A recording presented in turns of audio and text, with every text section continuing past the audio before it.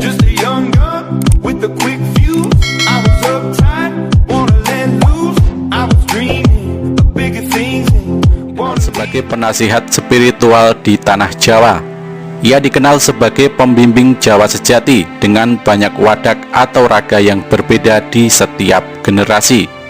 Tokoh lain yang kerap dikaitkan dengan Sabdo Palon adalah Naya Kinggong. Keduanya adalah penuntun gaib yang mewujud. Beliau berdua senantiasa hadir mengiringi raja-raja Jawa masa Hindu-Buddha. Ada riwayat yang menyebutkan Sabdo Palon dan Naya Kinggong baru masyhur pada masa kepemimpinan Ratu Tribuana Tunggadewi. Ia tetap setia sebagai penasihat spiritual hingga kepemimpinan Raja Brawijaya kelima. Sebelumnya Sabdo Palon dan Naya Kinggong dikenal dengan sapu angin dan sapu jagat. Konon, Sabdo Palon dan Naya Kinggong bukanlah nama asli dari sang abdi, melainkan gelar yang diberikan sesuai dengan karakter tugas yang diembannya. Sabdo Palon memiliki dua makna. Sabdo berarti seseorang yang memberikan masukan atau ajaran, dan Palon yang berarti kebenaran yang bergema dalam ruang semesta. Jika disatukan, Sabdo Palon adalah seorang abdi yang berani menyuarakan kebenaran kepada raja dan berani menanggung akibatnya. Sementara Naya Kinggong, Naya berarti nayaka atau abdi raja, dan Kinggong yang bermakna mengulang-ulang suara. Naya Kinggong adalah seorang abdi yang berani mengingatkan raja secara berulang-ulang tentang kebenaran dan berani menanggung akibatnya. Nama Sabdo Palon banyak dikisahkan dalam serat Jangka Jayabaya Sabdo Palon, atau yang banyak dikenal dengan Jangka Sabdo Palon. Jangka Sabdo Palon diyakini sebagai karya pujangga Raden Ngabei Ronggowarsito. Jika selama ini dikatakan serat tersebut ditulis sebagai ramalan kehancuran Islam setelah 500 tahun kehancuran Majapahit, maka sebetulnya tujuan akhir dari pengarang serat Jangka Sabdo Palon ternyata adalah sebuah proses untuk menerima Islam. Nukilan syair dalam Jangka Sabdo Palon yang diduga ramalan kehancuran Islam di Jawa adalah: pepes teni nuso tekan janji, yen wis jangkep 500 warso, kepetung jaman Islami, musno bali marang ingsun, kami budi madeg sawiji. Takdir nusa sampai kepada janji, jika sudah genap 500 tahun, terhitung zaman Islam, musnah kembali kepadaku, agama budi berdiri menjadi satu.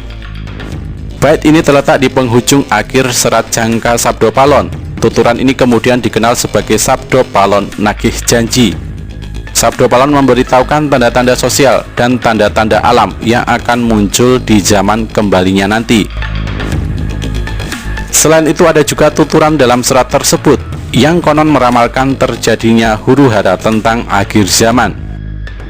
Miturut carita kuno, wecane jan molinuweh kang wus kocap aning jongko, manungsa sirna sepalih, dene ta kang bisa urip, yekti ana saratipun, karya nulak kang bebaya, kalise bebaya yekti, ngulat ana kang wineca para kuno.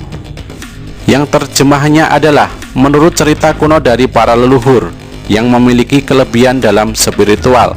Semua cerita yang disampaikan para leluhur telah tertulis dalam kitab Jangka. Kelak umat manusia di masa depan akan lenyap separuh dari jumlah total yang menghuni bumi. Mereka yang bisa bertahan hidup harus berusaha dan bekerja untuk menjauhkan diri sendiri dari berbagai mara bahaya.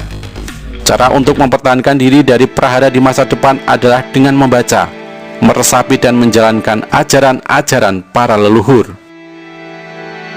Ada juga petikan dari Jangka Sabdo Palon yang konon meramalkan terjadinya letusan Gunung Semeru. Ini termuat dalam Pupuh Sinom. Sangat-sangating sangsara kang tumuwuh tanah Jawi, sinengkalen taunira lawang sabto ngesti aji, upami nabrang kali prapteng tengah-tengahipun, kaline banjir bandang, jerone nyilepake jalmi, kathah sirna manungsa kathah pralaya. Yang terjemahannya adalah sangat-sangatnya sengsara yang timbul di tanah Jawa, ditandai pada tahun 9781. Seumpama menyeberang sungai sampai di tengah-tengahnya, sungai banjir bandang, dalamnya menenggelamkan manusia, banyak manusia mati, banyak bencana. Angka 9781 pada jangka tersebut jika dibaca menurut Candra Sengkala menjadi 1879 atau 1978 dalam pembacaan tertentu. Pada tahun 1978 inilah Gunung Semeru meletus. Ramalan tersebut juga dinisbatkan pada meletusnya Gunung Merapi pada 2010 yang lalu. Ini berkait dengan janji Sabdo Palon Nayagenggong sebelum muksa. Dan ingatlah keharuman air wangi nanti akan bertahan selama 500 tahun dan 4 zaman. Hitungan zaman paling dekat dalam penanggalan Jawa adalah sewindu atau 8 tahun. Jika demikian 4 zaman dikali 8 berarti 32. Maka isyarat meletusnya Gunung Merapi terjadi 32 tahun sesudahnya. Hardi Agung-agung Samyo, huru harang gegirisi, guma legar swaraniro.